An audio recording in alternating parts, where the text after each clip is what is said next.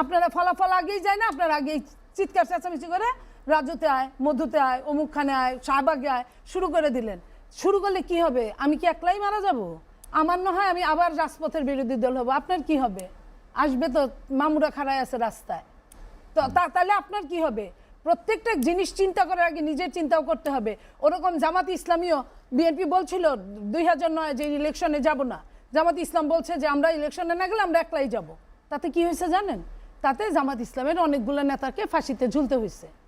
সেই ইলেকশনে যদি না যাইতো তাহলে কিন্তু ইতিহাসটা অন্যরকম হইতো। বিএনপির কি হয়েছে? বিএনপির অনেক নেতাকর্মী গুম হয়েছে, খুন হয়েছে, অনেক কিছু হয়েছে, কিন্তু বিএনপি কিন্তু এখন পর্যন্ত ঠিকই আছে। বিএনপিকে ভাঙতে পারে নাই, বিএনপিকে নিতে পারে না, অথচ জামাতরে ভাঙ্গা খান খান করে অর্ধেক নিয়ে গেছে। নিয়ে যায় কি হয়েছে? আপনার গুপ্ত রাজনীতি হয়েছে। গুপ্ত রাজনীতি হয়ে কি হয়েছে? আওয়ামী লীগের ঘর থেকে আওয়ামী লীগের দ্বন্দ্ব হয়েছে। সেটা হলো আরেক ইতিহাস। তো আমার কথা হলো যে আপনি এই যে তেল নিয়ে এতগুলা কথা বললো, আরটিভি আজকে কি লিখছে জানেন? আরটিভি বলছে, আমি আপনাদের এখান থেকে দেখলাম, একদিনের অভিযানে 4.5 লাখ লিটার জ্বালানি তেল উদ্ধার হয়েছে। একদিনের অভিযানে 4.5 লক্ষ লিটার। তাহলে আপনি মনে করেন এই দেশটা কিসের উপর চলছে?